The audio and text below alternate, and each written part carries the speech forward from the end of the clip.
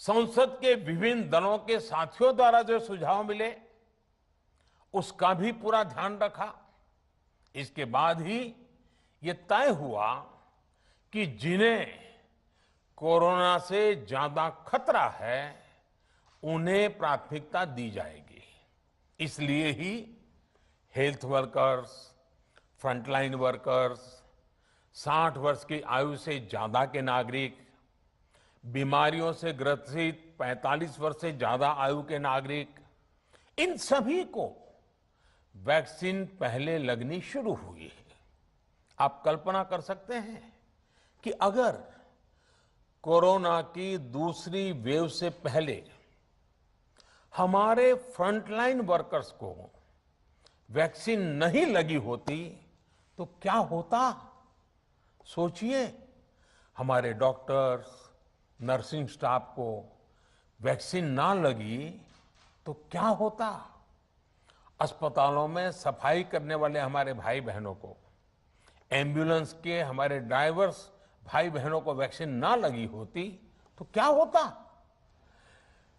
ज्यादा से ज्यादा हेल्थ वर्कर्स को वैक्सीनेशन होने की वजह से ही वो निश्चिंत होकर दूसरों की सेवा में लग पाए, लाखों देशवासियों का जीवन बचा पाए। लेकिन देश में कम होते कोरोना के मामलों के बीच केंद्र सरकार के सामने अलग अलग सुझाव भी आने लगे, भिन्न भिन्न मांगे होने लगी।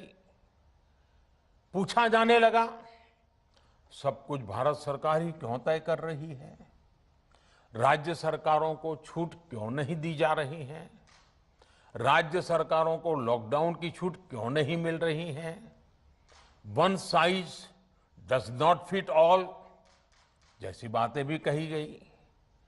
दलील ये दी गई कि संविधान में चूंकि हेल्थ, आरोग्य प्रमुख रूप से राज्य का विषय है, इसलिए अच्छा है कि सब राज्य ही करें। इसलिए इस दिशा में एक शुरुआत की गई। भारत सरकार ने एक बृहद गाइडलाइन बनाकर राज्यों को दी ताकि राज्य अपनी आवश्यकता और सुविधा के अनुसार काम कर सके। स्थानीय स्तर पर कोरोना कर्फ्यू लगाना हो, माइक्रो कंटेनमेंट जोन बनाना हो, इलाज से जुड़ी व्यवस्थाएं हो, भारत सरकार ने राज्यों की इन मांगों को स्वीकार किया। साथियों, इस साल 16 जनवरी से शुरू होकर अप्रैल महीने के अंत तक भारत का वैक्सीनेशन कार्यक्रम मुख्यतः केंद्र सरकार की देखरेख में ही चला।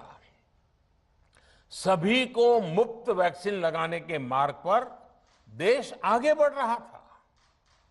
देश के नागरिक भी अनुशासन का पालन करते हुए अपनी बारी आने पर वैक्सीन लगवा रहे थे।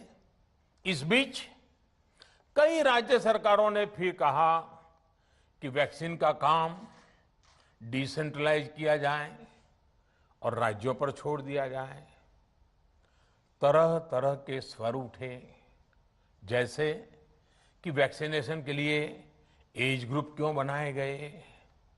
दूसरी तरफ किसी ने कहा कि उम्र की सीमा आखिर केंद्र सरकार ही क्यों तय करे। कुछ आवाजें तो ऐसी भी उठी कि बुजुर्गों का वैक्सीनेशन पहले क्यों हो रहा है। भांति भांति के दबाव भी बनाए गए। देश के मीडिया के एक वर्ग ने इसे कैंपेन के रूप में भी चलाया। साथियों, काफी चिंतन मनन के बाद इस बात पर सहमति बनी कि राज्य सरकारें अपनी तरफ से भी प्रयास करना चाहती हैं, तो भारत सरकार को क्यों इतराज हो और भारत सरकार इतराज क्यों करे। राज्यों की इस मांग को देखते हुए, उनके आग्रह को ध्यान में रखते हुए 16 जनवरी से जो व्यवस्था चली आ रही थी उसमें प्रयोग के तौर पर एक बदलाव किया गया।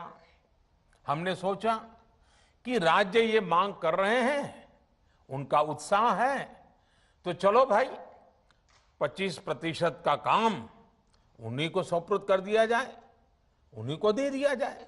स्वाभाविक है 1 मई से राज्यों को 25% काम उनके हवाले कर दिया गया।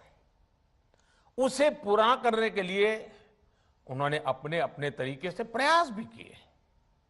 इतने बड़े काम में किस तरह की कठिनाइयां आती हैं, ये भी उनके ध्यान में आने लगा। उनको पता चला पूरी दुनिया में वैक्सीन की क्या स्थिति है, इसकी सच्चाई से भी राज्य परिचित हुए।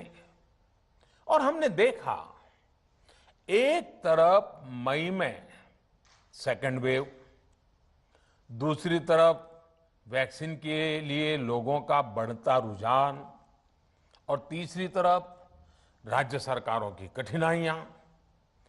मई में 2 सप्ताह बीतते बीतते कुछ राज्य खुले मन से ये कहने लगे कि पहले वाली व्यवस्था ही अच्छी थी। धीरे धीरे इसमें कई राज्य सरकारें जुड़ती चली गई। वैक्सीन का काम राज्यों पर छोड़ा जाए। जो इसकी वकालत कर रहे थे उनके विचार भी बदलने लगे। एक अच्छी बात रही कि समय रहते राज्य पुनर्विचार की मांग के साथ फिर आगे आए। राज्यों की इस मांग पर हमने भी सोचा कि देशवासियों को तकलीफ ना हो, सुचारू रूप से उनका वैक्सीनेशन हो।